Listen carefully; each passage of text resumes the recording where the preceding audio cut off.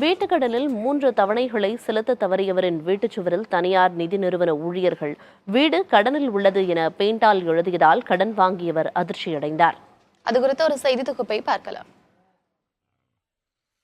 திருப்பூர் மாவட்டம் அவிநாசியை அடுத்த கந்தம்பாளையத்தை சேர்ந்த சோமசுந்தரம் சொந்த வீடு கட்ட 2017ஆம் ஆண்டு DHFL தனியார் நிதி நிறுவனத்தில் 30 ஆண்டுகளில் மாதம் 16,457 ரூபாய் தவணை என்ற அடிப்படையில் 20,80,000 ரூபாய் கடன் பெற்று வீடு கட்டியுள்ளார். கடந்த 2022ஆம் ஆண்டில் DHFL நிதி நிறுவனத்தை PCHFL நிதி நிறுவனம் வாங்கியது.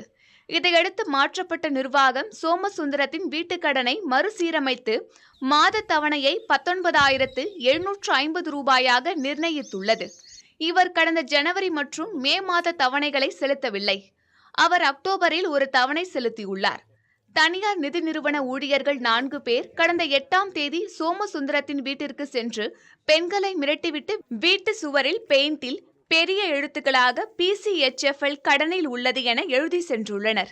சோமசுந்தரம் தனது வீட்டுக்கடன் குறித்த ஆன்லைனில் சோதித்து பார்த்தபோது 30 ஆண்டுகளாக இருந்த வீட்டுக்கடன் அவருக்கு தெரியாமலேயே 82 ஆண்டுகளாக உயர்த்தியிருந்தது தெரிய வந்தது. பின்னர் முறையிட்ட பின்னர் அது 40 ஆண்டுகளாக மாற்றப்பட்டிருப்பதாக சோமசுந்தரம் கூறினார். சட்ட ரீதியாக நடவடிக்கை எடுக்கவிருப்பதாகவும் அவர் கூறினார். இந்த விவகாரம் தொடர்பாக நிதி நிறுவனம் சார்பில் பிளக்ஸ் வைத்த ஹரிஷ் என்பவரிடம் கேட்டபோது வாரா கடனில் வந்ததால் இந்த நடவடிக்கை மேற்கொண்டதாக தெரிவித்தார். பேங்க் சைட்லேருந்து கூட உனக்கு இவ்வளோ பெண்டிங் இருக்குது, இந்த பணத்தை கட்டு அப்படிங்கிற மாதிரி கூட எந்த நோட்டீஸும் எதுவுமே எங்களுக்கு கிடைக்கல.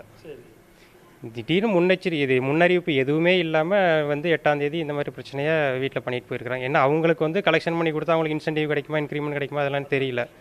அவங்க கலெக்ஷன் டீமோட அட்ராசிட்டி தான் இது முழுக்க. இன்னும் நான் இந்த மாதிரி பேனர் வச்சு நிறைய வீட்டை காலி பண்ணியிருக்கிறேன், இன்னி 60 நாளில் பாரு உன்னை நடுத்தரவு கொண்டு வந்து விடுறேன் அப்படிங்கிற மாதிரிலாம் ரொம்ப மிரட்டி இருக்கிறாங்க.